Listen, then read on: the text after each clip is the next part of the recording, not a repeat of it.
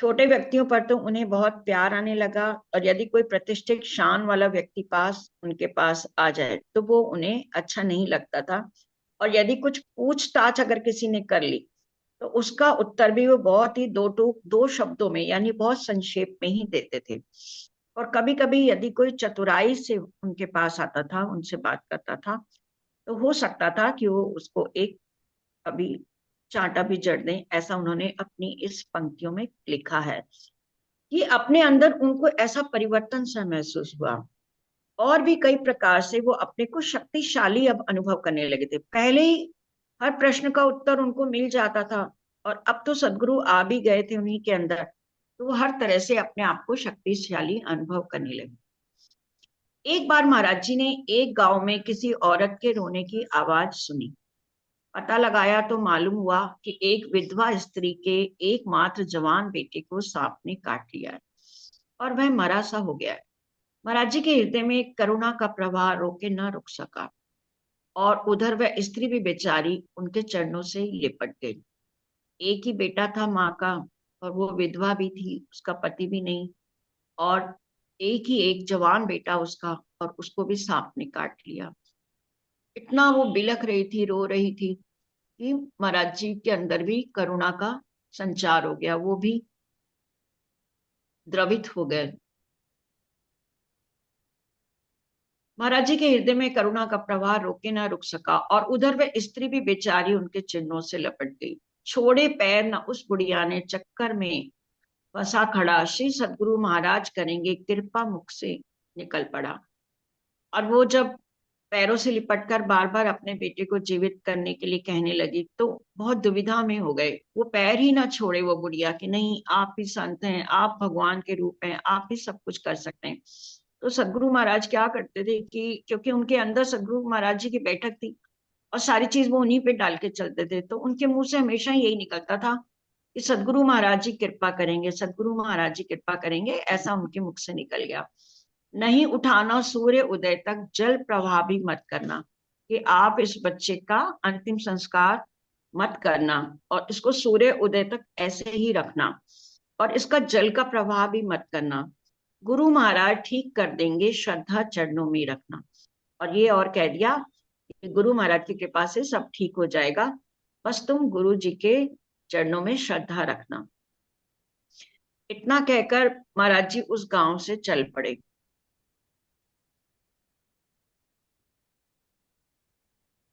Next करो दीदी। हाँ जी। हुआ। हम्म। हो गया ना। हाँ जी, हाँ जी, ऊपर बढ़ाइए। एक मिनट। वो कुछ गड़बड़ हो गया सुंदर मेरे। साथ जी, ये घटना ऐसा है कि वो कह के चल देते हैं और बाद में ऐसा ही होता है, उनका ये कथन सत्य हो जाता है। और वो बुढ़िया कितना ही गांव वाले कहते रहे, लेकिन उस बुढ़िया ने ना तो अपने बच्चे का अंतिम संस्कार करने दिया, और ना ही उसको जल प्रवाह उसका किया। और जैसा महाराज जी ने कहा था वैसी बात सत्य हो गई, और वह जीवित हो गया। हाँ, तो कर इतना दिया। कहकर महाराज जी उस गांव से चल पड़े। बाद में गांव वालों को विश्वास हुआ ही नहीं, इसलिए तो वो सुबह ही उस लड़के को दफनाने की तैयारी में लग गए।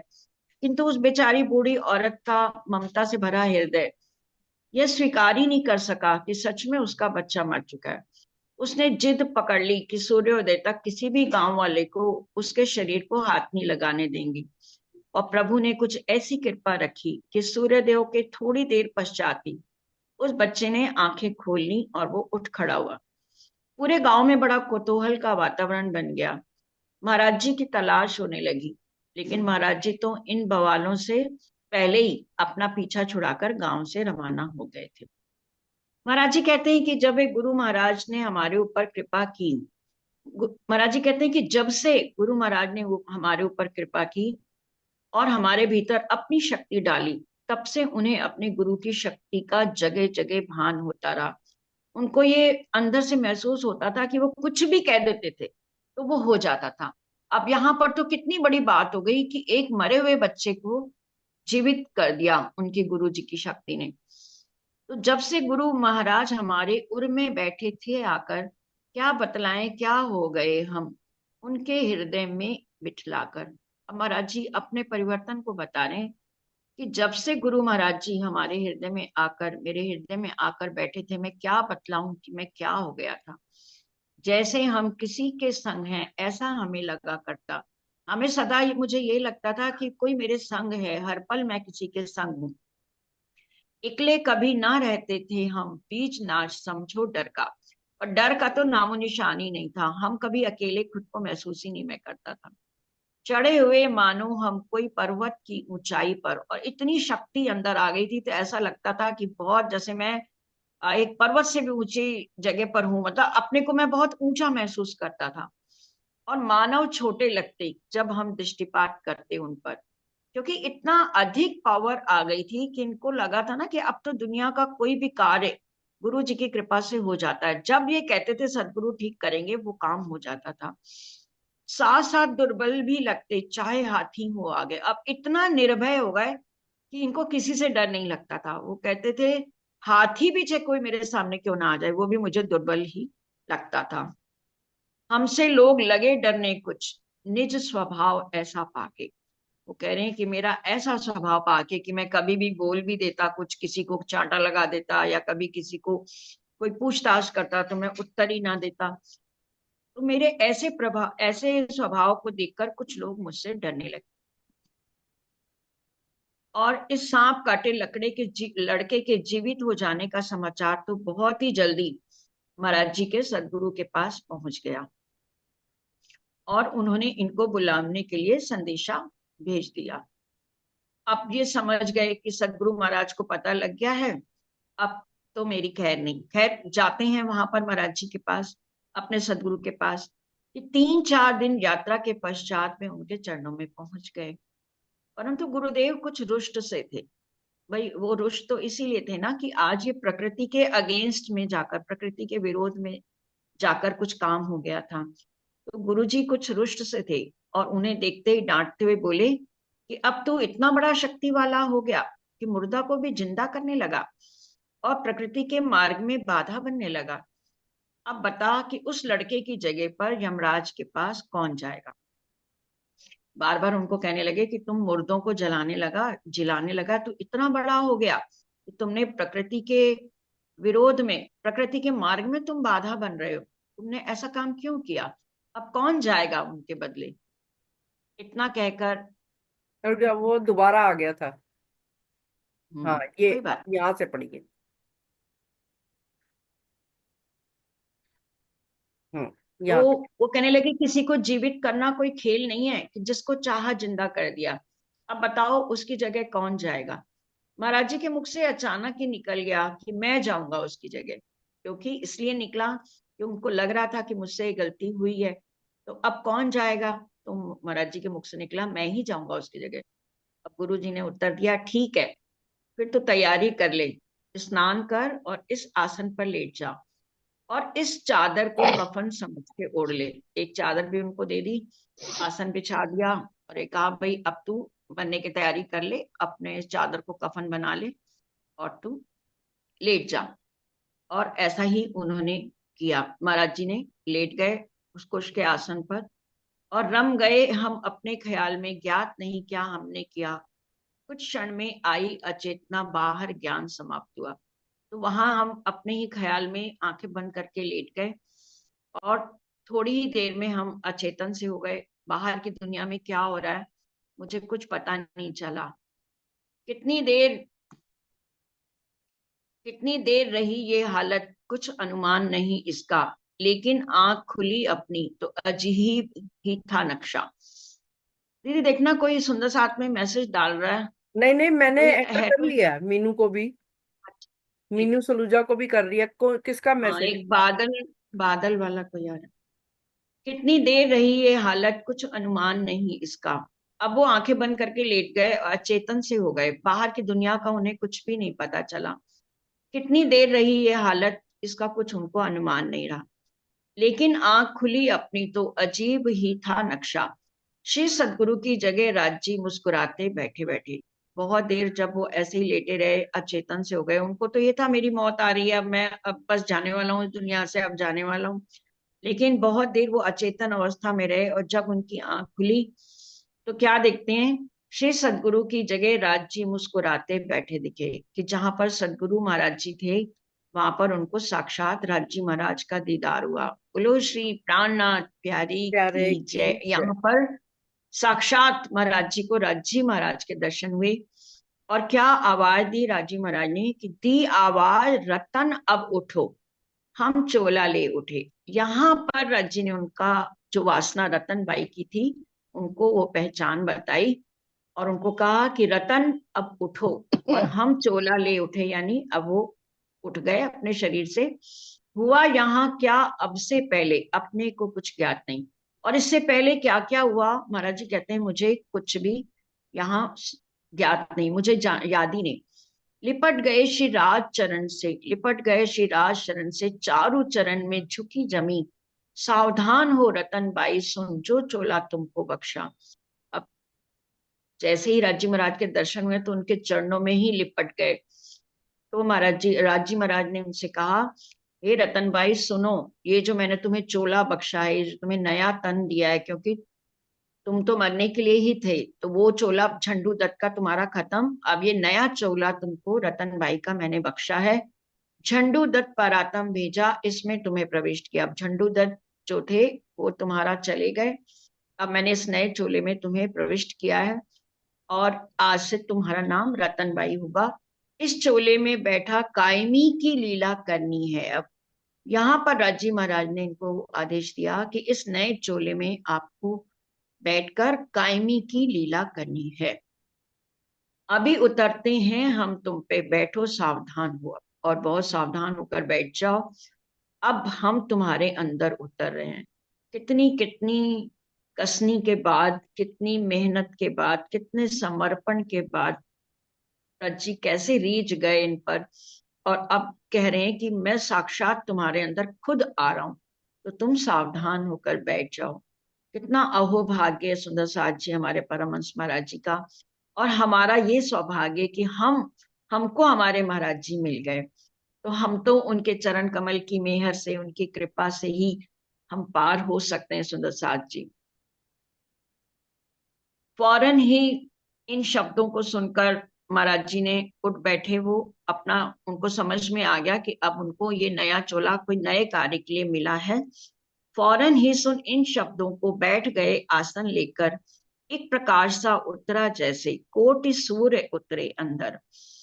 अगला पिछला ज्ञान हुआ सब, समझ आई सारी लीला। अब राजी महाराज साक्षात बैठ गए इनके अंदर। एक इनको लगा जैसे एक प्रकाश सा उठ गया, एक प्रकाश सा उतरा जैसे करोड़ों सूर्य जैसे इनके अंदर उतर आए हूं। और इनको आगे का पीछे का सारा ज्ञान हो गया, समझ आई सारी लीला। दुख का खेल खिला है क्यों कर, इसका सारा राज मिला। अगले रोज घटी एक घटना, श्री सदगुरु का वह लड़का जिसकी धर्म पत्नी मर गई थी, अनायास ही धाम गया। अगले दिन एक रोज घटना एक और हो गई कि सदगुरु महाराज जी का लड़का था, उनकी धर्म पत्नी पहले ही चली गई थी, उसका अचानक से उनका धाम गमन हो गया। बड़ा एक धक्का सा पहुंचा, पूछो मत जो दुख दिया, लखते ही लखते रह गए, पक्षी ने प्रस्थान किया। बहुत इनको दुख हुआ, ऐसा लगा जैसे जाना तो इनको था, लेकिन इनको तो राजी महाराज ने इनका तन रखा, कायमी की लीला इनसे होनी थी। लेकिन बदले में सतगुरु महाराज जी का बेटा चला गया और इनको उसका बहुत दुख हुआ। दाह पुष्पादिक कर्मों से दिवस तीसरे जब निपटे, श्वेत वस्त्र आदि लगकर सदगुरु ने हमें प्रदान किए। अगले दिन जब उनके बेटे का दाह संस्कार और सब किया, तो श्वेत वस्त्र इनको सदगुरु महाराज ने बख्शे, इनको चोला दिया कि श्वेत वस्त्र आपको पहनने हैं।